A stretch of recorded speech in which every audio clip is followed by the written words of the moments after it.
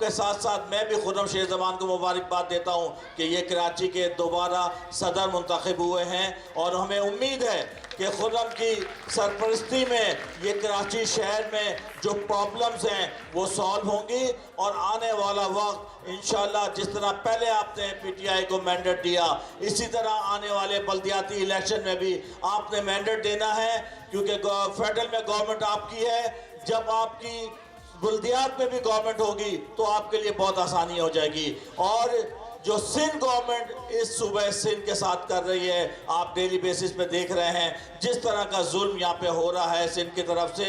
ये 18 अमेंडमेंट के बाद 18वीं तरमीम के बाद तमाम जिम्मेदारी सिंध गवर्नमेंट के आयद होती है। उसके बावजूद हम आपके लिए मौजूद हैं, हर वक्त 24 घंटे आपके लिए मौजूद हैं, आपके दरमियान रहते हैं, मैं, मेरे MPs। और आने वाले वक्त में इंशाअल्लाह जब बल्दियाती इलेक्शन होंगे हमारी ख्वातीन को भी खड़ा करेंगे बल्दियात में, और मुझे उम्मीद है कि हमारी ख्वातीन भी जीत के और अपने इलाकों के मसाइल हल करने में पूरा किरदार अदा करेंगी। एक दफ़ा फिर मैं आपका बहुत शुक्रिया अदा करता हूँ।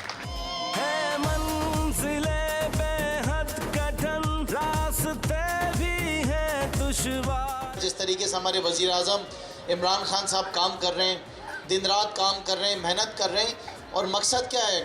मकसद ये नहीं है कि वज़ीर आज़म इमरान खान को कुछ हासिल हो जाएगा या मुझे कुछ हासिल हो जाएगा। ये आपके जितने बच्चे हैं, ये सामने जो बच्चे बैठे हुए हैं, ये जितना भी काम हो रहा है ये सारा इनके लिए हो रहा है।